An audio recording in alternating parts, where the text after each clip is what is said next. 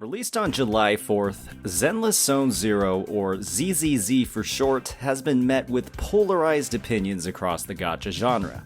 Many applaud the game's aesthetic, animation, and music. The world and its inhabitants have undeniably been crafted with care.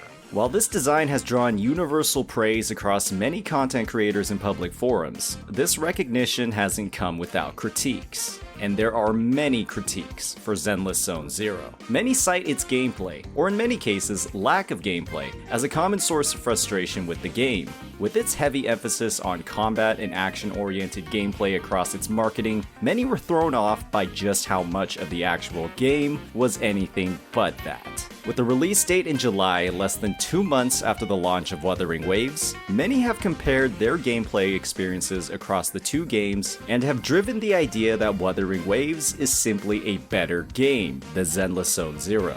Today we'll be discussing these comparisons from the ground up and seeing if there's any merit at all to the arguments being made, focusing on three main buckets: combat, progression, and the new player experience. As a disclaimer, my viewpoint on ZZZ is based off 12 hours of gameplay, so that's why we won't be diving into areas like the endgame or potential resource scarcity. I recognize that I have little authority to comment on endgame activities I haven't experienced yet, but I can comment on why I, and many other potential players, may not ever actually make it there. Starting off the two games' comparisons with combat is the logical thing to do. It's what makes up a huge portion of their marketing materials and a driving force in why people download both games. There's a huge emphasis in both games on spreading gameplay across every character on the team. Both games opt for a fast-paced playstyle, driven by dodges, parries, and bonuses when characters are swapped onto at the right time. It's a formula that relies on a lot of inputs from the player and recognition of enemy attack patterns to pull off properly. But when you do it properly, wow, there are some fantastic moments to be had.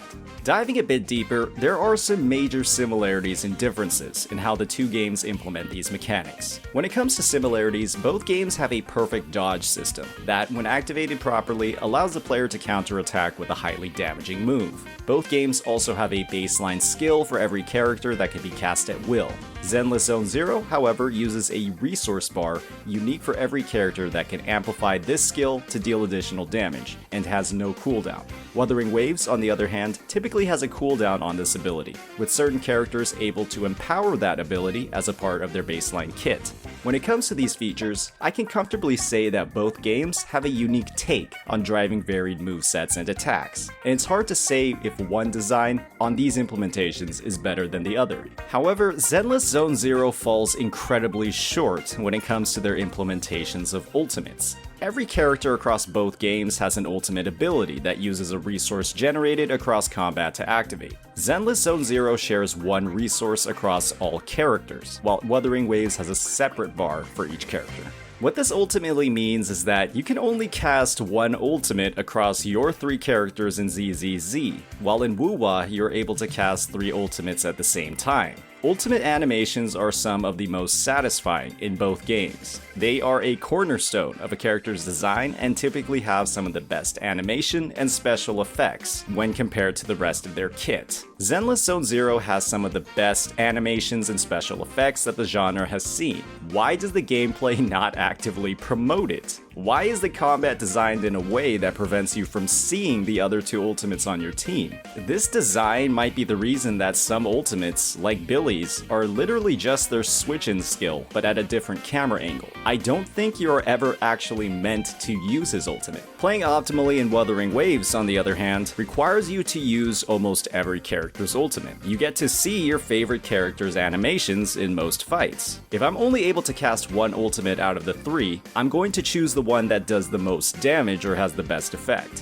Why is this limitation even in the game? The eventual conclusion most players will come to is that on your three-person team, two of them do not have an ultimate ability. That simply does not make sense from a design perspective. Moving on to more differences between the game's combat, parries and character switching have wildly varying implementations across both games. In ZZZ, switching characters happens very frequently and oftentimes at unpredictable moments. Every enemy in the game has a stagger bar that, when broken, amplifies damage on the enemy and brings up a massive QTE prompt to switch characters. With impact characters breaking bars at a faster rate than others, the general idea is to break meters with those characters and then swap onto another that deals more direct damage. These hot swaps activate a special ability that deals additional damage. This system works pretty well in creating defined roles for every character, but in many ways almost demands an impact character on every team if you actually want to make use of this mechanic.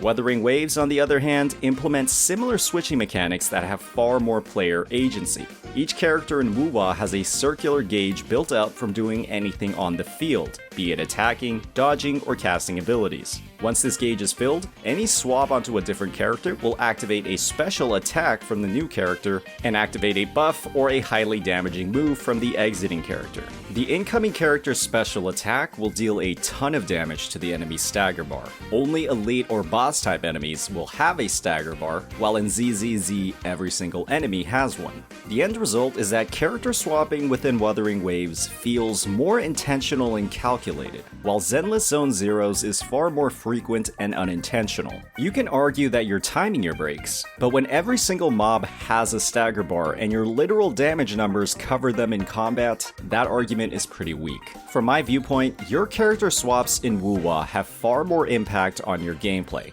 as swapping onto a wrong character can drastically reduce your team's performance. With how frequent swaps are in Zenless Zone Zero, and from what I've read about how team buffs work, it doesn't seem like swapping or the order you swap ever really matters. I think that this is where the idea of button mashing to win is from, and coming from Wuwa's combat, it feels off. Another feature of ZZZ's combat that feels a little off is parrying. You can parry by switching characters. A character that parries the first part of an attack will proceed to parry every single attack in that chain. You cannot parry with your on-field character. While the animation and sound effects are pretty satisfying, there's a fundamental problem with how this system works.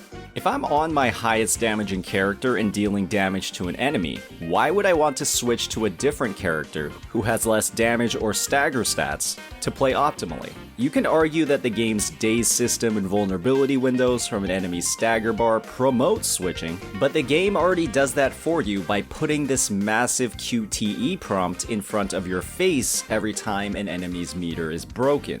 Wuthering Waves, on the other hand, puts all of that decision making and character switching in the hands of the player. You decide who swaps in and when, as opposed to those automatic prompts from ZZZ. Parry an attack with your on-field character? Cool, you can do that. Parry an attack with your off-field character. You can do that as well. The player decides who they switch into and when. Combat, in my opinion, simply feels more fluid and intentional in Wuthering Waves from how its systems are designed, while ZZZ feels like the game is holding your hand for every single input and in a lot of ways makes decisions for you. Nevertheless, ZZZ's combat is easily one of the best features of the game. Unfortunately, the road to actually experiencing this combat involves the worst features in the game. This leads us into progression.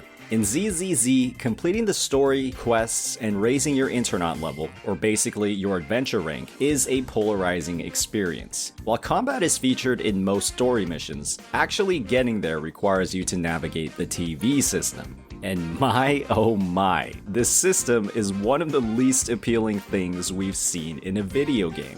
Rather than exploring an open world or even selecting stages like older Gacha games, the TV system is a somewhat interactive experience where you navigate a grid, solve puzzles, and progress the story of the mission. Combat only takes place on special grids spread out across the map. Unfortunately, the gameplay loop in these story and exploration modes ends up consisting of mainly TV, instead of what the game was advertised for. The system is so unengaging that it wasn't even shown on any of the game's marketing materials, even though it is literally the largest portion of the first 12 hours of the game. Combat stages, on the other hand, consist only of combat. They are easily the best progression in the game. This fact is made worse knowing that Hoyo literally used this system in a game they released almost 10 years ago, and genuinely backtracked in the gameplay experience going to ZZZ. The final nail when it comes to the TV's coffin is the fact that this gameplay loop was heavily critiqued in every single one of its closed beta tests. ZZZ had 3 of them. The devs claim that they reduced their frequency by 50%, and they are still far too frequent, and actively disengage the player from actually completing the story and those exploration stages. Wuthering Waves, on the other hand, ties its progression to an interactive open world, filled with thousands of explorables, completion rewards, and most importantly, countless opportunities to actually engage in the combat whenever you want. These will all increase your union level and unlock more rewards or upgrades for your characters.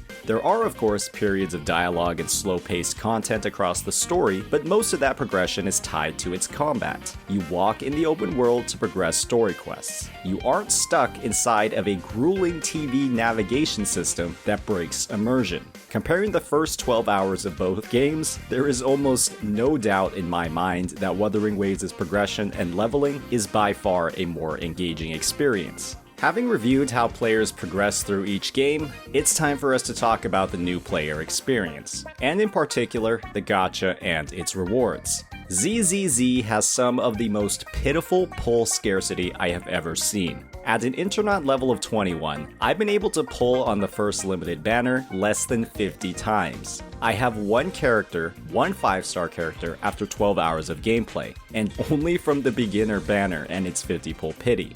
Gacha games are driven by the characters. Characters are a huge reason for why you play the game. The inability to access more characters and experience the best parts of combat unless you buckle down and sit through dozens of hours of TV-based gameplay is one of the largest barriers to entry I have ever seen in the genre. While the devs have given out a free 10 pull for its 50 million download reward, pulls and in-turn characters feel like they're drip-fed through the smallest tube they could find. There is a 5-star standard selector, but only at 300 total standard pulls. You will not be getting that unless you play this game for a very long time or spend a lot of money. Wuthering Waves, on the other hand, took their new player experience very seriously. While undoubtedly making up for a shaky launch on the technical side, Wuthering Waves gave out so many rewards within its first few days of launch that it's legitimately difficult to keep track. As a summary of the key rewards, Kuro gave out a free 5-star selector,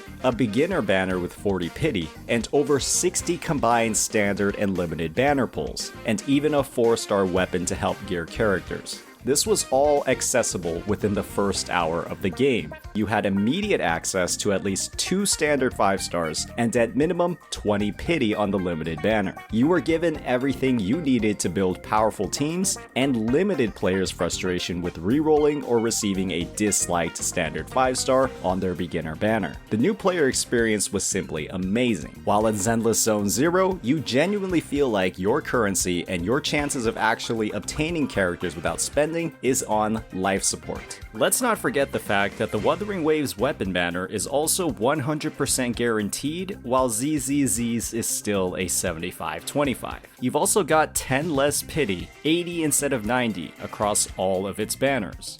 Overall, ZZZ and Wuwa are games that have a fair number of similarities, especially in their combat, but wild differences across many other factors. When it comes to the first 12 hours, I can comfortably say that ZZZ was not a great experience for me. While the combat does have its glowing moments, there's far too much immersion-breaking, filler content that diminishes the entire gameplay loop as a whole. When pulls and in-turn characters are locked behind bashing your head against frustrating content, the rewards and payoff are just not worth it for many players. Wuthering Waves, on the other hand, uses the most engaging part of its game, combat, across almost all of its progression. When characters are a huge part of experiencing this combat, the game's extremely generous launch rewards gives the players the tools that they need to stay engaged, while ZZZ holds this carrot in front of you as you walk on the glass that is the TV system. Hopefully, this breakdown was helpful in highlighting why the reception to Zenless Zone Zero, especially post Wuthering Waves' release, hasn't been the best. I personally believe the game needs a huge revamp to its entire philosophy when it comes to the new player experience and combat design, with pull scarcity, questionable gameplay, and hand-holding across the game's mechanics, making the game feel more like a chore than a game. When you play these free-to-play games, you're still spending your time, and you want it to be enjoyable. Peace out.